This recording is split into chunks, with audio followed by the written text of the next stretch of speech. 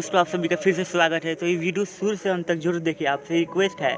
तो आज हम इस वीडियो में बात करने वाले हैं जनरल नॉलेज के बारे में। इंपॉर्टेंट क्वेश्चन जो आपके एग्जाम में जरूर पूछे जाते हैं, उसी के बारे में मैं क्वेश्चन कराने जा रहा हूँ। तो पहला क्वेश्चन है अनुच्छेद 370 से संबंधित है, तो इसका आंसर नंबर सी हो जाएगा, जम्मू एवं कश्मीर से। तो अगला प्रश्न है संपत्ति का अधिकार है। तो ये पूछा गया है कि क्वेश्चन की संपत्ति का अधिकार किनके पास होता है, तो वैधानिक अधिकार होता है।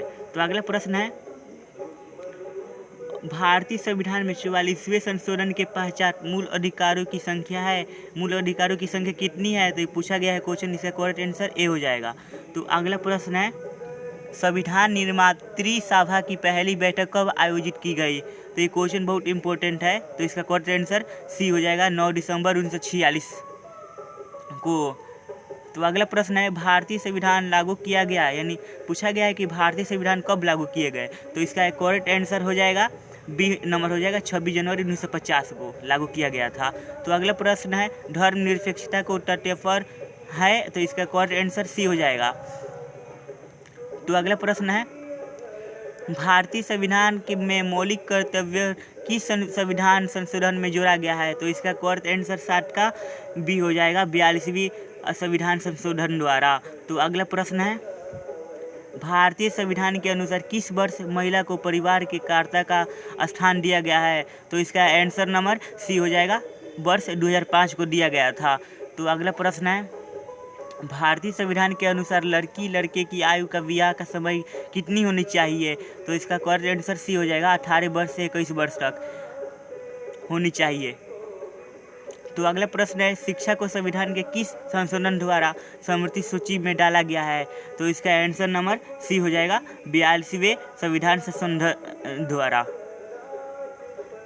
तो अगला प्रश्न है भारतीय संविधान का कौन सा अनुच्छेद प्रारंभिक शिक्षा को प्रत्येक बच्चों का मौलिक अधिकार बताता है। तो इसका आंसर नंबर बी हो जाएगा, 21वें। तो अगला प्रश्न है निम्नलिखित में से किस संसद का अभिन्न कहा जाता है। तो इसका आंसर नंबर सी हो जाएगा, राष्ट्रपति को अभिन्न का भाग कहा जाता है। तो अगला प्रश्न है अभिन्न का भाग कहा जाता है। तो भारतीय संसद में कितने अंग है। तो इसका आंसर नंबर बी हो जाएगा, 3। दोस्तों ये वीडियो बहुत इंपॉर्टेंट है, ये वीडियो शुरू से अंत तक जरूर देखें। इसका करेक्ट आंसर बी हो जाएगा। तो अगला प्रश्न है भारतीय संसद के कितने सदन है। तो इसका आंसर नंबर बी हो जाएगा, 2 सदन है। भारतीय संसद के 2 सदन होते हैं। तो अगला प्रश्न है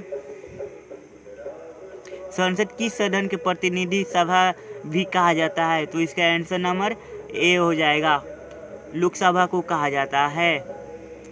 तो अगला प्रश्न है संसद का लोकप्रिय सदन है। तो इसका भी आंसर ए हो जाएगा, लोकसभा सबसे प्रिय होता है।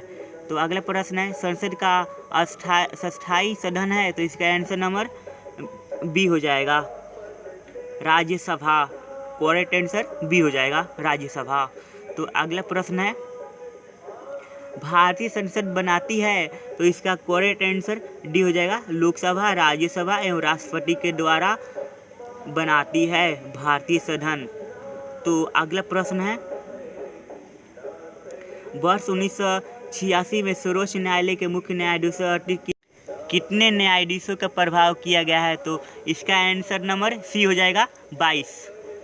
तो अगला प्रश्न है उच्चतम न्यायालय के न्यायाधीशों की संख्या में वृद्धि करने की शक्ति किसके पास है। तो ये क्वेश्चन बहुत इंपॉर्टेंट है। तो इसका आंसर नंबर 20 का सी हो जाएगा, संसद के पास होता है।